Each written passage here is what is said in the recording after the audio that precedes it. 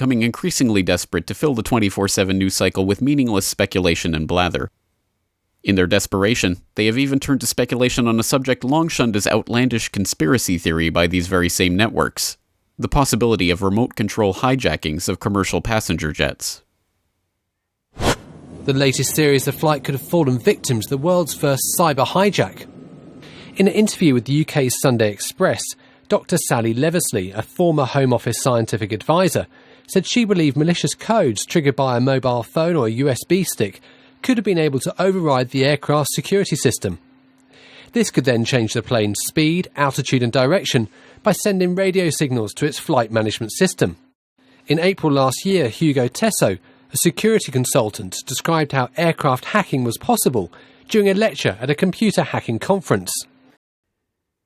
The speculation is prompted in part by a report in the Federal Register last November noting that several models of 777, including the 777-200 model used for Flight 370, were susceptible to outside attack. Question mark headlines musing about the possibility of such a cyber hijacking serve to obscure or even deny a very important point. The first such cyber hijackings most likely took place over 12 years ago, on September 11, 2001, using technology that was tested, proven, and available long before that infamous date.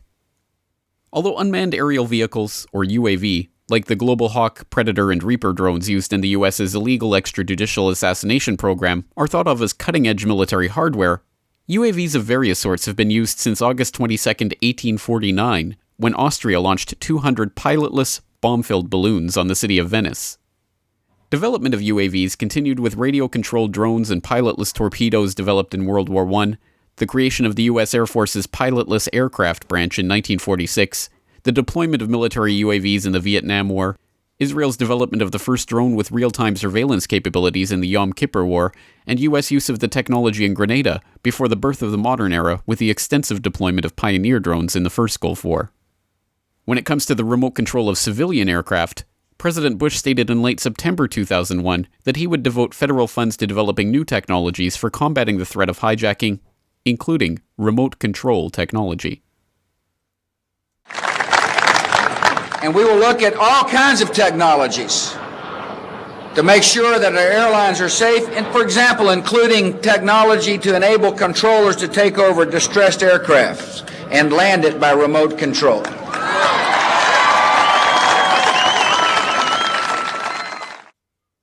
But even at that time, remote control technology had been successfully demonstrated for commercial jetliners for nearly 2 decades. This is actual footage of a joint NASA-FAA experiment conducted in 1984 at Edwards Air Force Base, in which a Boeing 720 was remote controlled through multiple takeoffs and landings before being crashed in a controlled impact demonstration.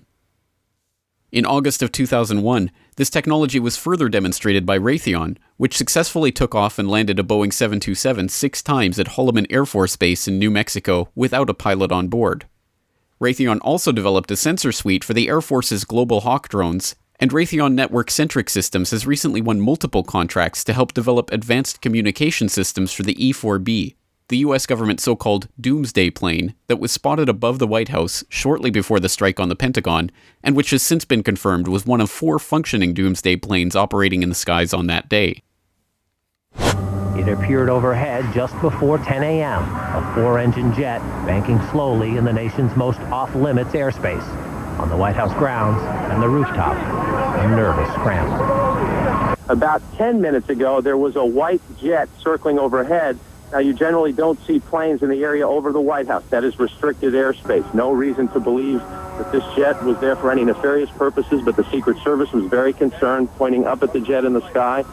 And still today, no one will offer an official explanation of what we saw. 2 government sources familiar with the incident tell CNN it was a military aircraft, and say the details are classified. This comparison of the CNN video and an official Air Force photo suggests the mystery plane is among the military's most sensitive aircraft, an Air Force E-4B. Note the flag on the tail, the stripe around the fuselage, and the telltale bubble just behind the 747 cockpit area. Curiously, on 9/11 itself, Raytheon employees with ties to the company's electronic warfare division, including a man described as the company's Dean of Electronic Warfare and multiple senior engineers for electronic systems, were among the listed passengers on each of the 3 planes that hit their targets that day. Raytheon also had an office in WTC-2 on the 91st floor, and despite the fact that there were only 4 survivors from the Twin Towers who were above the impact zone at the time of the plane hits, no Raytheon employees died in the office that day. Another curious connection presents itself in Dov Zakheim, the comptroller of the Bush Pentagon and, until taking over his Pentagon role in 2001, CEO of SPC International, a subsidiary of System Planning Corporation, which provides a so-called flight termination system for the U.S. military that the company boasts provides a fully redundant turnkey range safety and test system for remote control and flight termination of airborne test vehicles. As comptroller of the Pentagon, Zakheim was responsible for the trillions of dollars that could not be accounted for in the Pentagon's books at the time of 9/11, and which prompted Secretary of Defense Rumsfeld to declare a war on bureaucracy on September 10, 2001. Pentagon, the day before 9/11, Secretary of Defense Donald Rumsfeld declared war, not on foreign terrorists. The adversary is closer to home. It's the Pentagon bureaucracy. He said money wasted by the military poses a serious threat. In fact, it could be said that it's a matter of life and death. Rumsfeld promised change, but the next day, the world changed. And in the rush to fund the war on terrorism, the war on waste seems to have been forgotten. My 03 budget calls for more than $48 billion in new defense spending. More money for the Pentagon when its own auditors admit the military cannot account for 25% of what it already spends. According to some estimates, we cannot track $2.3 trillion in transactions. Flight 77 was supposedly piloted by Hani Hanjour, a flight school dropout who could not handle a Cessna 172, but somehow managed to steer a 757 in an 8,000-foot descending 270-degree corkscrew turn at 500 miles per hour to come exactly level with the ground. Neither experienced pilots nor aviation officials could believe that such a move could be pulled off with such precision at such high speeds by any but the most experienced pilot.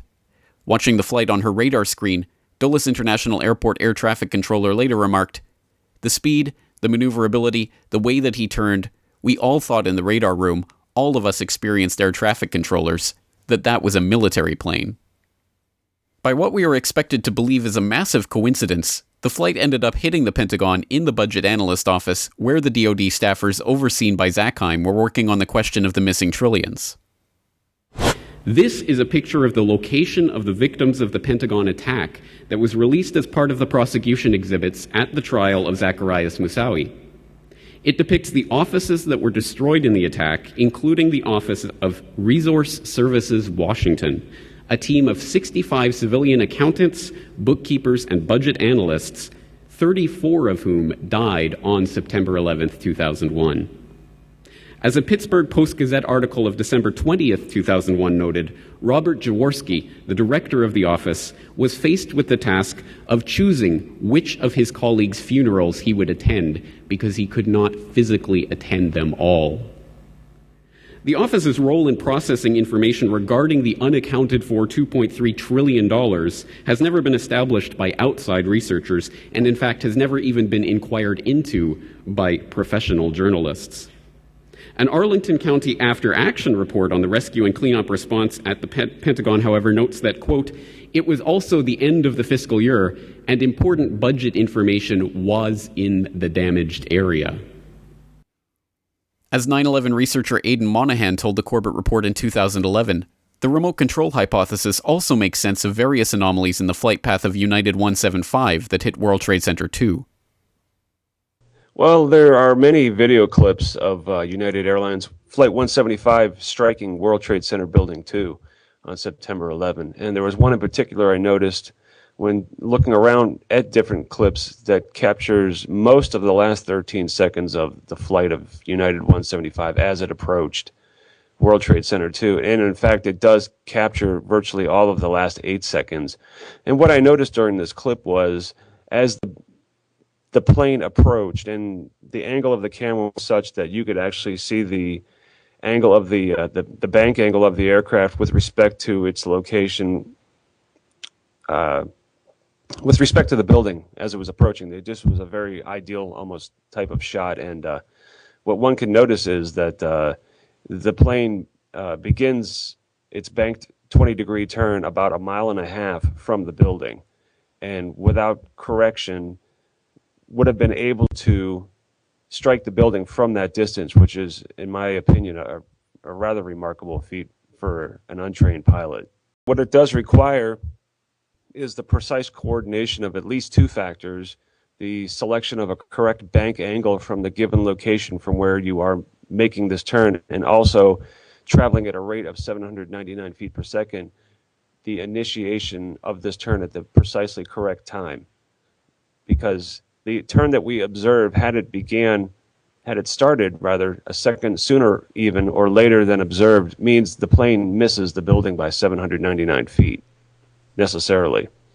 And in my view, possibly suggested the role of flight control computers or other avionics and autopilot systems, as opposed to the unproven allegation of hijacker pilots in control of these airplanes. As incredible as such a narrative is to the general public, that incredibility stems largely from the media's steadfast refusal to report on the proven technologies to accomplish such a cyber hijacking that have been available for well over a decade. Whether or not Flight 370 was the victim of such an attack, or something different altogether, remains to be seen. But the many pieces of the 9/11 puzzle pointing to the use of remote-controlled technologies to pilot the flights on that fateful day, from Raytheon's test flights of remote-controlled passenger jets, to Zackheim's involvement with a company responsible for remote-control flight termination systems, to the precision of United 175's bank angle and turn start time, to the presence of the E-4B doomsday planes in the skies that morning, provide a compelling counter-narrative to the tabloid press's claim that Flight 370 may be the first example of cyber hijacking. One other piece of that puzzle provides yet further credence to the claim of remote control planes on 9/11. In a story so bizarre that it simply cannot be shoehorned into the official 9/11 story, and thus has been ignored, police officers stopped a strange van near their temporary command post next to the still smoldering Twin Towers while the chaos unfolded on the morning of 9/11. According to the official report of the Mineta Transportation Institute, there were continuing moments of alarm. A panel truck with a painting of a plane flying into the World Trade Center was stopped near the temporary command post. It proved to be rented to a group of ethnic Middle Eastern people who did not speak English. Fearing that it might be a truck bomb, the NYPD immediately evacuated the area, called out the bomb squad, and detained the occupants until a thorough search was made. The vehicle was found to be an innocent delivery truck. The plane was got explosives on King.